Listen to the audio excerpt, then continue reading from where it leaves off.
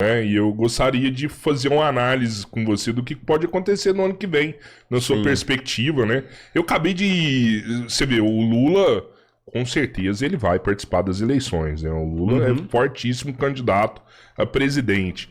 Quem que vai concorrer com Lula? Será que realmente o Tarcísio sai do estado de São Paulo? Ele é um possível candidato a presidente?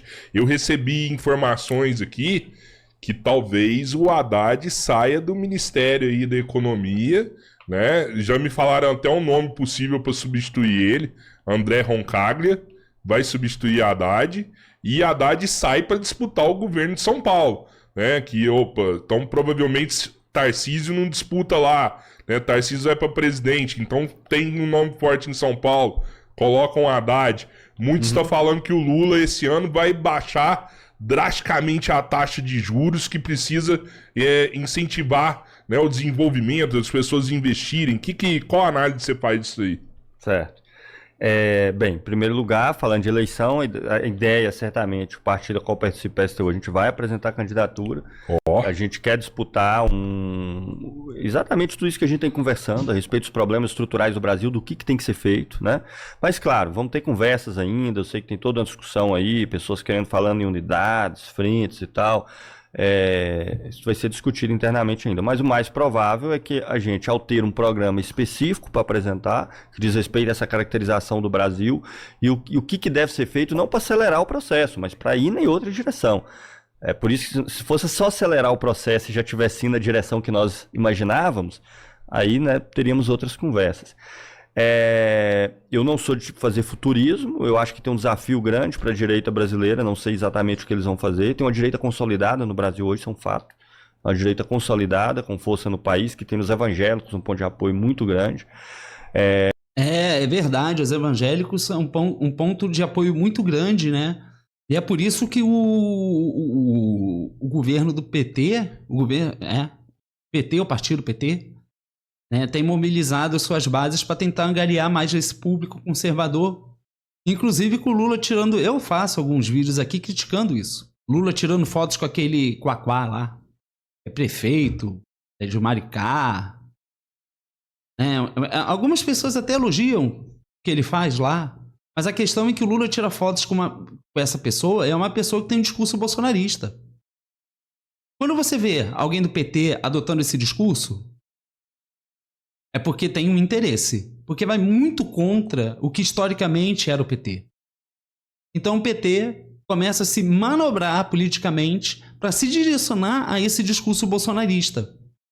E aí é que está a crítica que eu faço em relação à questão política, que passa a ser uma questão muito mais particular do que pelo bem maior que deveria ser o país.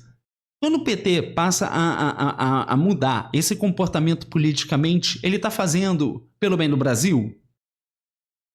Ah, é porque o Brasil amanhã... Não é, né? Está pensando no agora. E agora o que o PT faz? Aprova a lei. Ah, a lei... esqueci o nome, né? Passeata, nome de Jesus, sei lá. Que todo ano tem, aí ele vai, né? Porque tem o LGBT, tem que ter também para os evangélicos, né?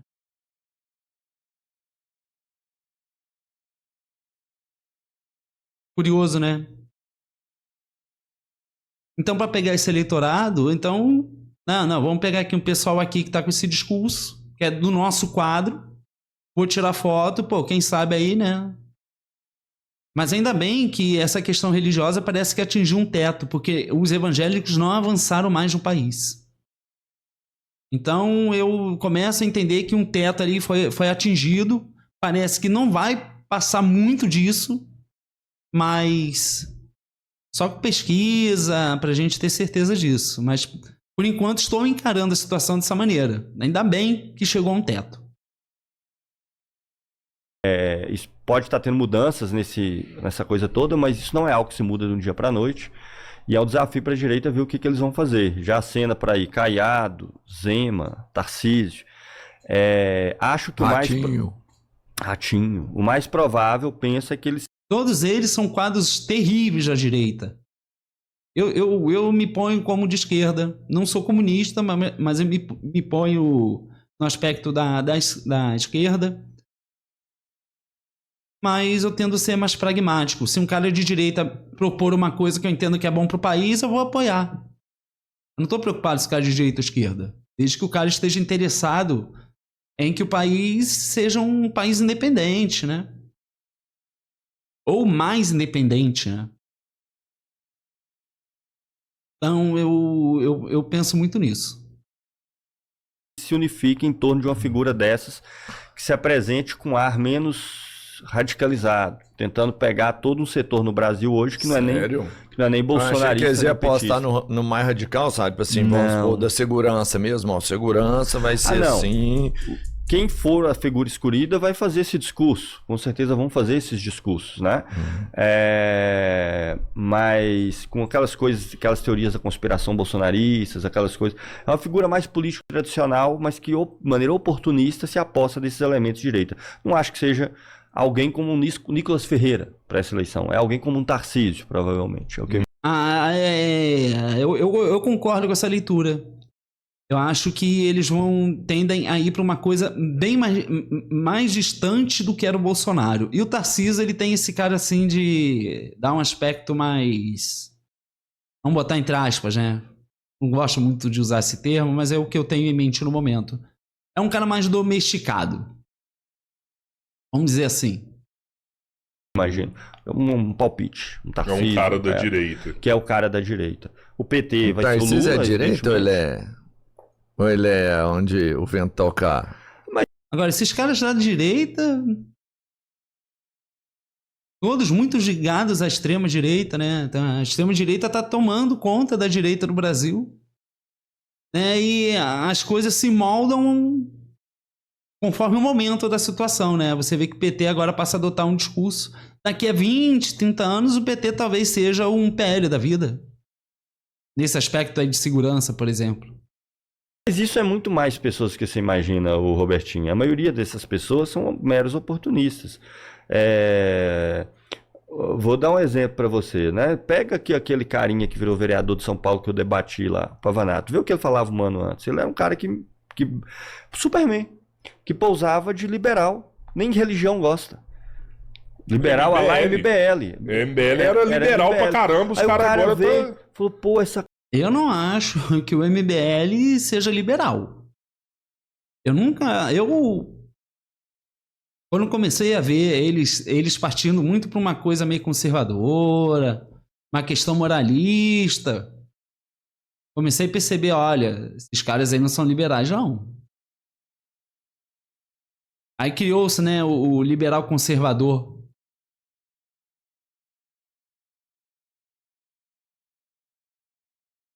É interessante, né? Porque na história a gente sempre vê a questão capitalista atrelada à questão religiosa, né? É a unificação de interesses por um bem maior. Coisa dos evangélicos aí, pô, cara, isso aí tá dando muito voto, né? Eu apareci aqui, ficar fazendo aquelas dramatizaçõezinhas em relação ao aborto. Por isso que eu tive aquela reação com relação ao Murilo ontem, entendeu? Não vem que essas dramatizaçõezinhas. Não, mas no caso do Murilo é de... verdade, mano. Ele acredita mexe mesmo. pessoal pra Eu acho que ele acredita É diferente mesmo. do político que tá lá. diferente do político. Aí Sim. você vê o político só pra sinalizar a virtude, caras né? Mudam o discurso, aí de repente aparece um Superman da vida. Não, eu não ligava pra religião, não, mas agora eu estou frequentando a igreja, minha vida está se transformando. Cara, você vê a falta de sinceridade no rosto da pessoa. Você vê em todos. Você tá falando de um lado, mas do outro lado tem toda a campanha. Você vê o cara lá na igreja, de joelho. Sim. Você vê nos grandes líderes, né? Nos que estão lá dentro das casas já, eles fazem isso. Sim. É exatamente o que eu critico. Ele fala que são oportunistas e são. Olha, veja bem. Eu falo muito da direita, mas eu falo muito da esquerda. Eu posso não estar trazendo aqui vídeos criticando exatamente a esquerda, mas eu sou muito crítico. E sempre que eu posso e tenho oportunidade de criticar a esquerda, eu critico. Olha, por exemplo, a Erika Hilton. Pelo pouco que eu andei vendo aqui, eu não vou botar um martelo porque eu não sou juiz. Não estou aqui para fazer isso. Mas pelo pouco que eu vi, ela gasta muito dinheiro, né? E eu não estou falando coisa de cabeleireiro. Eu estou falando que ela é uma pessoa que gasta muito dinheiro Não sei exatamente do que ela gasta dinheiro, né? Em relação ao que ela tem ali para administrar, né, a equipe dela. Mas eu percebo que ela tá no joguinho da direita. Quer fazer o quê? Fazer muito vídeo, né? Querer lacrar, fazer vídeos com frases de impacto, bombar na internet. Ela começa a aparecer em lugares que você é visto dentro da sociedade como uma coisa mais restrita, eventos com celebridades e aprovando um monte de lei, sugerindo um monte de lei que...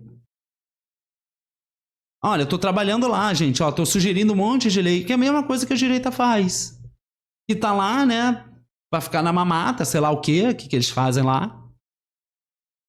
E aprova um monte de coisa que não vai ser aprovado, ou sabe que não vai pra frente, só pra dizer ao eleitorado que tá trabalhando. E ela parece que tá fazendo isso. Uma hora eu vou me debruçar pra analisar a fundo o que ela tem aprovado mesmo, ou as sugestões dela, pra ver se isso procede. Pelo pouco que eu vi, parece que é isso. Mas eu sou o tipo de pessoa que gosta de ir lá, né? E ver pessoalmente. Mas assim... Tá vendo? Ela é uma pessoa que até admirava ela. E aí já cai... Já perde credibilidade comigo. É porque eu tô bancando. Esse sistema aí é eu que banco. Eu, você... A gente banca.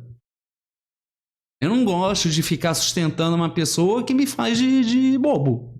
E nem gosto que essa pessoa faça os outros de bobo também. Então isso existe, sem dúvida. Mas não chego a cravar, tá? Direita versus Lula, não. Não chego, não. Porque eu acho... Opa! Não chego a cravar quem ganha, tá? Enquanto palpite, quem é favorito, Opa! quem não é. Não, não cravo ninguém, não. Não cravo ninguém, não. Porque eu acho que depende muito do que acontecer no Brasil de agora pra frente. De agora pra frente. Muito. Eu, por exemplo... Inclusive as políticas que o Lula vai fazer esse ano. E como... Aí o Lula administra, né? Não, vamos atender isso aqui, não vamos atender aquilo ali. Não, vamos liberar isso aqui agora não. Vamos ver como é que vai ficar lá pra frente, aí a gente põe isso aqui pra votar. Então... Né? Aí muitas pessoas... é articulação política.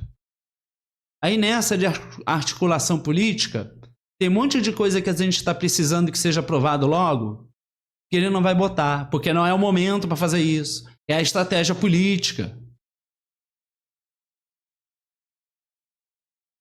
Então, tipo assim, olha o que o político faz. Quando o político está fazendo isso, ele está fazendo pelo bem do país? Não, olha... Vamos provar isso aqui agora. Não, segura isso aqui. Ih, popularidade está caindo. Vamos trabalhar nesse projeto.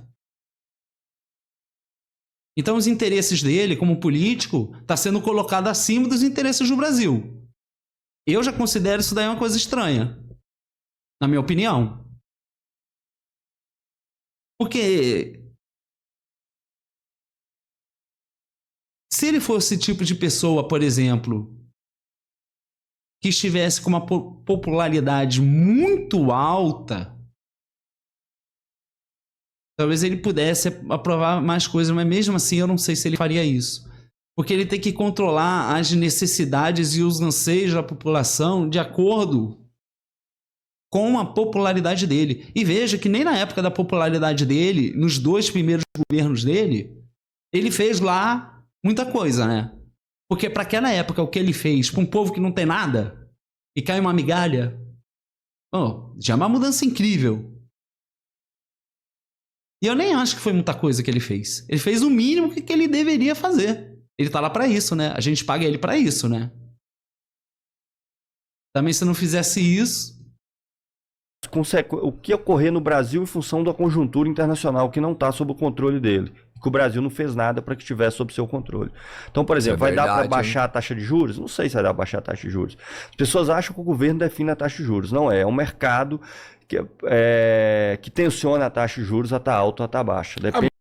Tanto é que quem tá no Banco Central são os banqueiros. Estão lá para seguir a lógica do mercado. Ou não é? Né? Os representantes dos bancos que estão lá, não?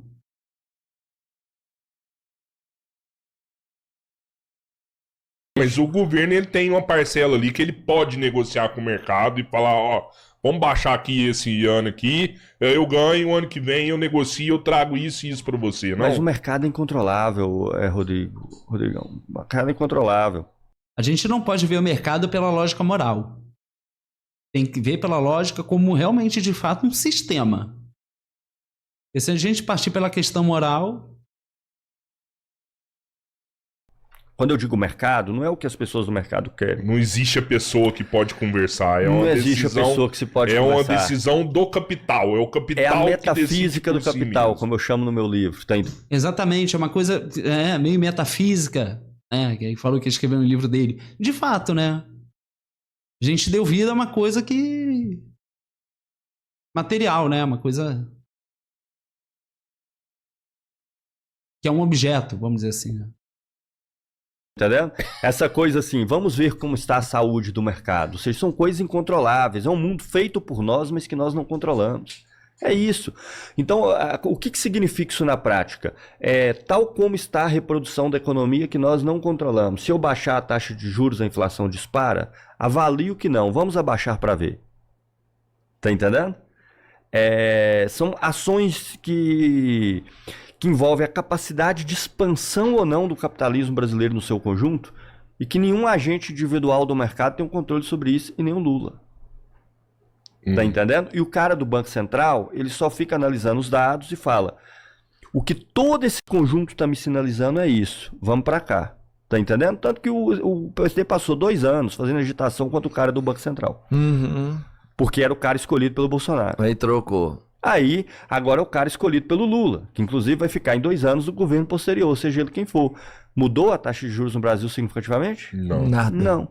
Quem controlava a taxa de juros é o cara do Banco Central? Não. Mas tinha uma desculpinha ali, né? Era legal fazer isso. Antes tinha né? desculpa, porque agora eu posso jogar fodeu. toda a culpa no cara que o Bolsonaro colocou. Cara, E você pode aí olhar, ó. Inclusive boa parte desses youtubers. Isso daí é o fim da picada, né? Quer dizer que o cara do Bolsonaro tava lá, o Lula criticava, aí o Lula botou um cara dele e pronto, não critica mais. Eu vi ele fazendo uma crítica ou outra, mas nem se compara ao que era com, acho que é o Campos Neto, né, antes. Nem se compara. Nem se compara. Ele ficou, ó. Pô, hipocrisia, né? Isso não é hipocrisia, não. E isso não é fazer os outros de bobo? Eu me sinto feito de bobo. Eu votei nele. Ele quer me enganar?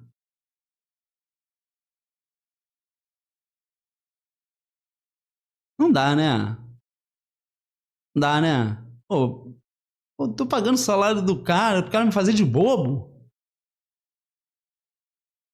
Aí eu teria que pegar de novo para refrescar minha memória, mas eu lembro vários deles que se diziam oposição a Lula, mas que ficava assim, passando panos quentes e botando a culpa no cara do Banco Central. E agora, que o cara do Banco Central que tá lá foi o que o Lula escolheu. Agora ninguém fala mais disso. Então, aquela esquerda que botava a culpa no Banco Central para poupar o Lula, agora não fala mais do Banco Central, porque tá lá o cara que o PT colocou, e a política de juros é a mesma. Por quê? Porque nenhum governo controla a taxa de juros se você deixar o mercado trabalhar. Para você ter gerência sobre isso, você tem que controlar o sistema financeiro, as empresas estratégicas que estão dentro. Ainda assim, se você está fazendo a coisa circular pelo mercado, você ainda não tem um controle pleno sobre isso não. Tá? Mas nenhum governo controla o mercado. Ele é controlado. Né? É porque, assim, em 2022, o Bolsonaro, ele tomou... Eu acho muito interessante isso que ele fala, e eu, a princípio, tento concordar, sim. Né? Só que essa coisa do político, do discurso hipócrita, é uma coisa assim que eu vejo todos fazendo. É por isso que eu falo que eu não me identifico com nenhum político. Porque o político, ele não está preocupado com o país. Ele vai fazer um cálculo primeiro, pensando nele. O país está depois. Algumas medidas aí, Drástico. né? O cara gastou muita grana na tentativa de se Dobrou eleger, o Bolsa Família, né? sim. O Lula, ele fez promessas de campanha e nenhuma das promessas foram cumpridas, né? A população sente aí, a população vê, né? Sim. Que nada que o Lula prometeu foi feito.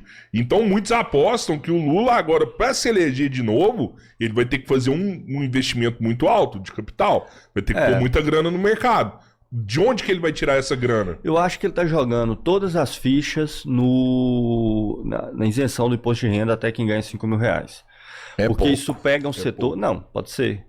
Mas isso pega um setor que ele tem perdido muito eleitor. Esse setor da faixa de renda entre o que hoje é 2 e 5 salários mínimos, né? Ou até mesmo até 10 salários. É porque se é isenta até 5 mil, evidentemente, se a pessoa ganha 10 mil... ela vai ter metade do salário isento, então tem algum impacto, né? Então ele está apostando todas as fichas nesse setor, me parece, tá? Se vai ser... Olha, eu vou fazer aqui uma aposta. Eu acho que o governo Lula ainda tem alguma carta na manga para tentar para fazer alguma cartada ainda esse ano. Mas não acho que seja nada de extraordinário, porque ele tem teto de gastos, então...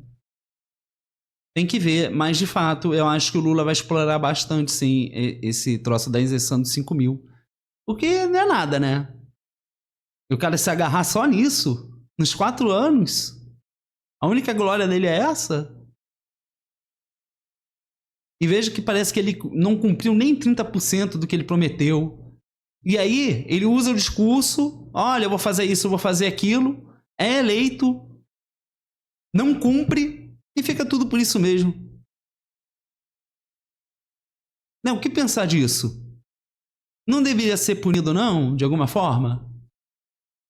Deveria ficar afastado, sei lá, pagar um valor indenizatório, fazer alguma coisa. Então, quer dizer que o cara chega, né? Eu vou votar em você. Ah, vai votar em mim? Vou. Vou pagar teu salário lá. Ah, é ótimo. Vou fazer acontecer. Aí o cara chega e não faz, acontece. E aí o bobo sou eu, né? Ah, poxa, ficou 4 anos, não deu pra fazer. Ah, deixa pra próxima, né? Vai ver por isso, né? Que muitos políticos entendam a política como uma coisa profissional ali, né? Que você fica ali pra sempre. E fica aquela sensação de impunidade, né? Porque tu chega lá pra ganhar voto, mente, fala um monte de coisa... Aí é eleito não faz. Faz, sei lá, 10%, 30%. Enquanto isso, outros setores da sociedade se beneficiando muito mais, com muito mais dinheiro, com uma velocidade muito maior. E a gente aqui, né? E sustentando ainda e dando dinheiro para o empresário, dando dinheiro para o político. Que coisa, né? Eu vejo que essa é a sensação que eu tenho, tá? É suficiente ou não, não sei. Eu acho que vai depender muito dos rumos da economia do Brasil, que por sua vez depende de fatores. Pela toda a dependência e desmantelamento estrutural do Brasil. Como vai estar o preço do minério de ferro no ano que vem? Tem grandes tendências de queda. Como vai estar o preço do petróleo e da Petrobras no ano que vem? Tem grandes tendências de queda. Essas questões internacionais, como a coisa vai ficar para o agronegócio brasileiro? Nesse ano acabou ficando favorável, tá? Porque, tirando alguns setores, como o café e tal, pela tarifa do Trump, mas vários outros se beneficiaram. Soja, por exemplo, a China parou de comprar soja dos Estados Unidos. Foi bom, o preço da soja né? subiu e essa coisa toda, que aumenta os dólares aí na economia brasileira. Enfim... Eu acho que tem vários fatores aí, esse fluxo de moeda brasileira, por isso a questão aí do IOF, se o real vai desvalorizar ou não. Então tem vários fatores. Eu não duvido que pode estourar uma crise mais pesada no Brasil se todas essas commodities for para baixo. E se isso acontecer, dificilmente o governo Lula se reelege, na minha opinião. Por quê? Porque ele tem uma margem de apoio muito no limite. Tá entendendo? Mas eu não estou dizendo que isso vai acontecer, porque não acho que está determinado, tá? Se o Brasil conseguir manter uma lei.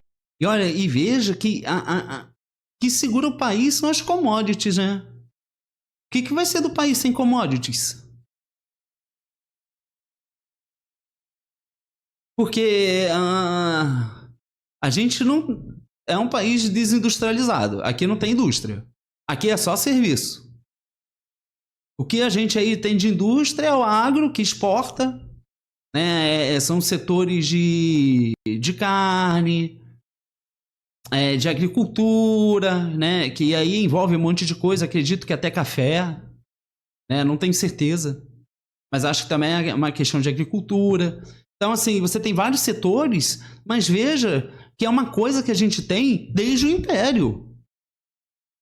Talvez só a questão das carnes que entrou depois, mas a gente continua meio que num sistema muito parecido com a época do Império. Se a gente não tiver mais a questão das commodities, o que vai segurar o país? Porque, veja bem, a gente dá muito dinheiro para o setor privado. Porque o setor privado, ele não faz pesquisa, não cria nada. Ele pega o troço pronto para fazer, porque a única preocupação é o lucro. E investir em tecnologia e sei lá o que é muito dinheiro gasto, né? Você gasta muito. E a indústria, né? A iniciativa privada não está aí para ter gasto, está para ter lucro. Quem vai fazer os gastos é o Estado. A gente deveria estar com uma grande industrialização, com a formação de cidadãos, né, na questão educacional, mas como a gente está se desindustrializando e a nova indústria, essa indústria aí nova, tecnológica, ela não é a indústria de bens, ela é a indústria dos serviços. Então eles vão monopolizar um monte de coisa que você só vai ter acesso através deles. E isso não exige que um país tenha uma formação de seus cidadãos, uma grande formação intelectual, no sentido educacional. Então, uma tendência é não ter mais investimento na área educacional. Porque se a indústria não precisa mais disso, para que você vai qualificar o cidadão?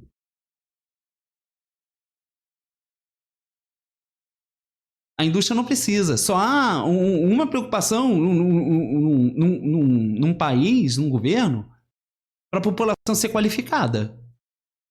E é para o progresso, né? Para a indústria, ou não é?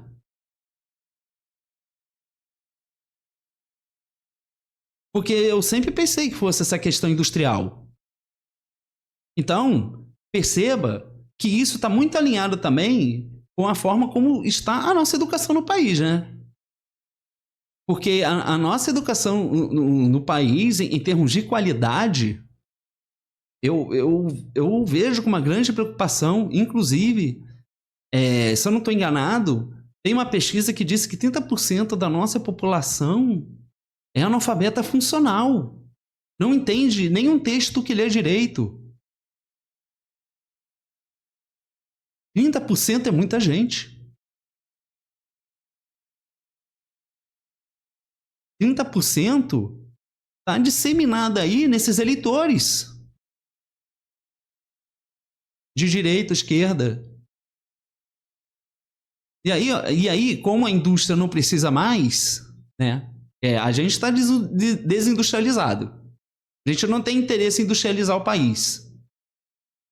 Né? E se for industrializar, não sei para que direção a gente vai. Mas se não interessa mais a indústria, a quem vai interessar então? A ninguém. Aí o que o político vai fazer? Pô, acho que eu vou dar uma precarizada aqui porque fica mais fácil, né, de controlar essa galera aí. Ou será que ninguém pensou nisso? Nessa possibilidade? Então eu me preocupo muito. Porque daí vai sair um monte de político aí. E tomada de decisão, essas pessoas vão levar em consideração como critério quando tiver que decidir alguma coisa.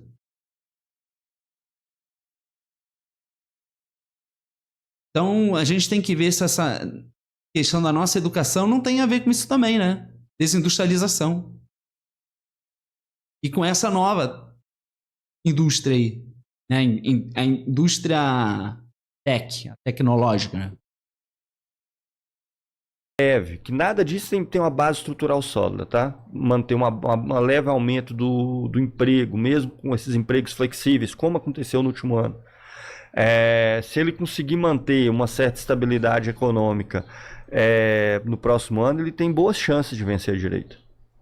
Tem boas chances de vencer a direita. Mas eu não cravo ninguém. Então, o negócio é assim, de verdade, eu acredito que o Bolsonaro perdeu a eleição dele para ele mesmo, na última. Não foi o Lula que chegou lá e ganhou. O Bolsonaro perdeu para ele mesmo. O Lula vive o mesmo cenário. Ele perde só para ele mesmo. Se ele controlar, ficar do jeito que tá, ele leva de novo. Entendo.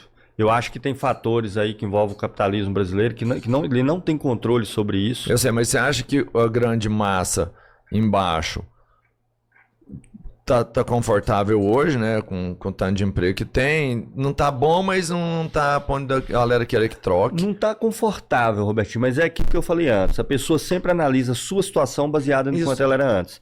Então, assim, se tava uma merda muito grande, agora tá uma merda um pouquinho melhor, então a pessoa vê isso, né? Então, mas eu não acho que é aí que tá. Então, mas exatamente, né? Que você tem essa questão do aspecto de que a pessoa não tem nada. Aí vem um político, dá um trocinho de nada para a população, e para quem nunca teve nada, aquilo ali é uma coisa muito grande. Então veja que a nossa população, o nosso povo, é um povo de certa forma carente, porque carece por não ter todas as suas necessidades atendidas. E quando vem político, atende um pouquinho só, quase de nada, essa população que não costuma ter nada, e de repente tem alguma coisa, encara isso como uma coisa muito grande. E passa a enxergar naquela figura ali uma solução. Porque foi o único que fez um pouquinho.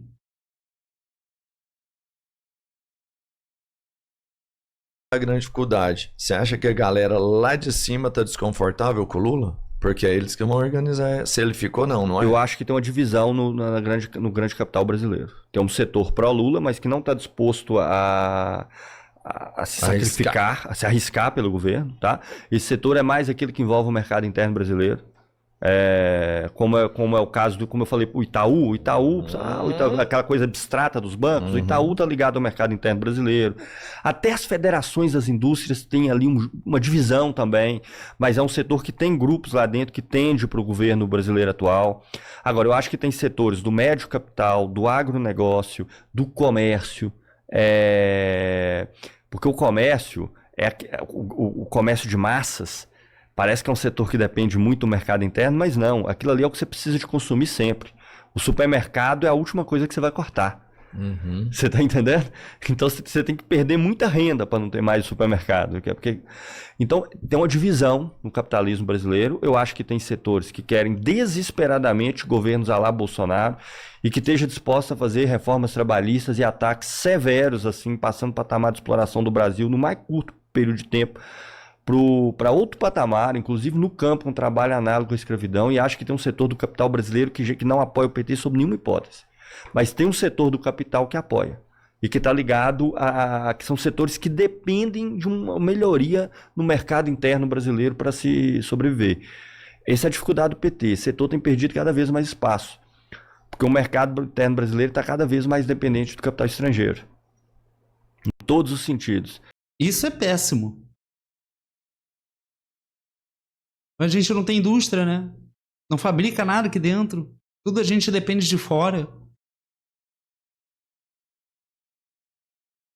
Porque entra na cesta desse mercado interno, falei, empresas que nem precisam vir para o Brasil, tá? E setores nacionais que estão nessa cadeia estão vendendo para empresas estrangeiras. Se você pegar o caso ali daquela menina, Elise Matsunaga, eram os donos de qual empresa? Da IOC. Da IOC. O que eles fizeram com a IOC? Venderam, só para dar um exemplo. Tá? E venderam para capital brasileiro? Não foi. Tá? Só para dar um exemplo. Aí se o capitalista, aí o que vira o cara da IOC? Se o cara é da IOC antes, peguei um exemplo aqui para materializar na cabeça das pessoas. Por que essa turma tende ao bolsonarismo? Se o cara é da IOC antes, enquanto um capitalista da IOC, ele dependia do mercado interno brasileiro. Se o mercado interno brasileiro contrai, a tendência do produto dele é ter uma retração. Ele está de olho nessas questões, ele vira um especialista nessas questões. Agora ele é um cara que tem 2 bilhões ou 3 bilhões em renda para poder investir. Para ele é mais importante agora ajuste fiscal, corte drástico dos gastos públicos, garantia de pagamento dos juros da dívida que está que tá na base de toda a hierarquia financeira. O cara da IOC, que antes estava preocupado com o mercado interno, agora ele está preocupado com foda-se o mercado interno. Agora eu tenho 2 bilhões e eu tenho que garantir uma renda aqui e eu não garanto essa renda investindo produtivamente no Brasil mais. Então é um bom exemplo. Vou colocar ali no rentismo. Vou colocar ali no rentismo. E para garantir o rentismo tem que ter corte dos gastos públicos. Para isso eu quero Bolsonaro. O hotel que você tá hospedado, cara. O cara vendeu o hotel para uma rede de hotéis. Sim. Olha isso, né? É por isso que eu tenho críticas ao capital. Eu não acho que... o socialismo... eu não sei o que, absurdo. Beleza. Tá bom? Eu não sou comunista. Né? Eu considero alguns aspectos do que eu ouço por aí praticados no socialismo que eu considero interessante. Mas, culturalmente falando, eu acho que é muito difícil botar isso no nosso país. Mas eu não sou contra acabar com capitalistas, sei lá o quê. Eu sou a favor de conciliar o interesse de todos. Mas para a construção de um país melhor. De potência, né, de ser um grande país e coisas do tipo. Mas se não pode um, por que o outro pode tudo? E daí fica muito mole, né? Proíbe um e deixa o outro deitar e rolar. Faz o que quer. E agora a gente está nessa fase aí de capital improdutivo. O país não produz, não anda, está travado. E o mercado queria isso mesmo, né?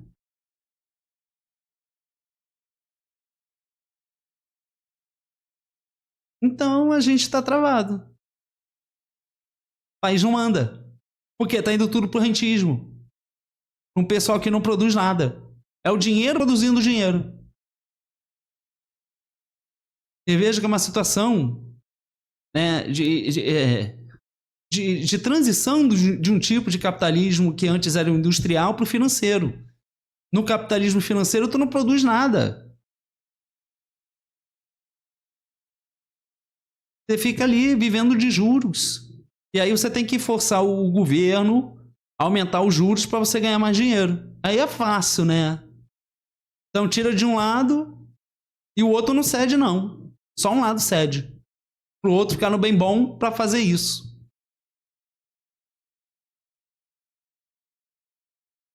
E aí trava o país, aí esses caras aí, é um discurso aí, a favor do empreendedor, que meu Deus, né? E aí acontece isso que o Gustavo tá falando aqui. Que o cara tá ali no mercado nacional, aí daqui a pouco o cara acende e sai, não quero mais isso. É muito melhor eu ganhar dinheiro aqui sem fazer nada. Mas aí você tem que pressionar o Estado. Aí você fica em cima do Estado. E o Estado cede. E o Estado trava, porque o governo Lula dá de um lado e não quer perder do outro. Aí fica assim, aí trava. Tá parado. Mas eu quero saber onde está indo o meu dinheiro. Porque na Constituição diz lá que vocês têm que atender os anseios da população. Lá não diz na Constituição assim, olha, travar o dinheiro pro rentismo. Não tem isso lá. E fica enfiando a nossa goela, teto de gastos e sei lá o quê, medidas de austeridade. Só para agradar esse pessoal aí que produz sem fazer nada. E o meu dinheiro tá indo aí e eu não sei. E aí?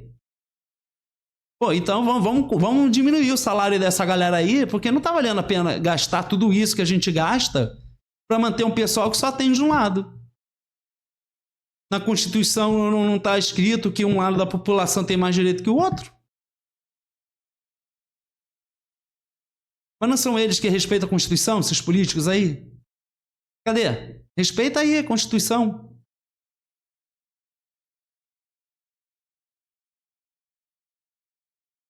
Tá felizaço. Felizaço. Sim. Legal, ó, depois vamos comemorar aqui, vendi o hotel, uma rede, os caras de fora. E agora, meu irmão, vou colocar meu dinheiro a juros aí, não gero mais emprego, não invisto e vou ficar de boaça. Exatamente. Quando ele era o dono do hotel, ele tinha preocupações da economia brasileira que agora ele não tem mais. Não, ele tinha diversas preocupações quando ele era o dono do hotel. Diversas preocupações. Com relação ao município, com relação às... Não, a rua, cliente, fornecedor, e é uma energia. Tendência que é o próprio capital que cria, né? Não É são o as próprio pessoas. capital que cria. Você pegar o Robertinho agora que tem um restaurante lá, falar, Robertinho, quer vender seu restaurante Isso. por um valor bacana, Isso é que tudo... dá pra você pegar essa grana e colocar no rendimento? Não quer, não. Isso é Não tudo quer, não. que eu tava gosto de tentando trabalhar, falar. o povo não entende. Eu Tá bom, adoro tá bom, trabalhar igual tá um bom. condenado. Isso aí é tudo que eu tava tentando falar pro Murilo ontem. Murilo, eu não discordo de nenhum desses elementos, essas características nocivas do capital bancário que você tá falando. Só que você não tá percebendo que o capital no seu conjunto cria, estimula e produz isso aí. Mas aí você pode ver então que o capital brasileiro vai estar dividido entre Bolsonaro e Lula. Que coisa, né? Eu concordo totalmente com o que ele falou. Eu acho que o capital vai estar dividido. Mas acredito que no momento quem tem a vantagem na eleição é o Lula. A não ser que até a eleição, né? Ainda muita coisa pode acontecer. Aconteça alguma coisa muito que vire o mundo de cabeça para baixo para tirar essa vantagem do Lula no momento. Mas as eleições e política é uma coisa muito dinâmica, né? Quanto a gente menos espera, a política muda de rumo. Mas é importante a gente prestar atenção e cobrar das pessoas, desses políticos, que eles cumpram uma Constituição. Porque a nossa Constituição não é um estado de exceção. A gente não vive um estado de exceção onde um pode mais que o outro, não. Principalmente, né, num país que a gente vive, onde todo mundo paga o mesmo imposto. Porque o imposto que eu estou pagando no arroz é o mesmo que o rico paga.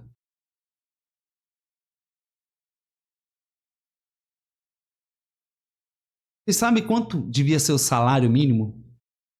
Por um ajuste. Eu vou fazer aqui um chute. Mas acho que atualmente a gente deveria estar recebendo de salário mínimo,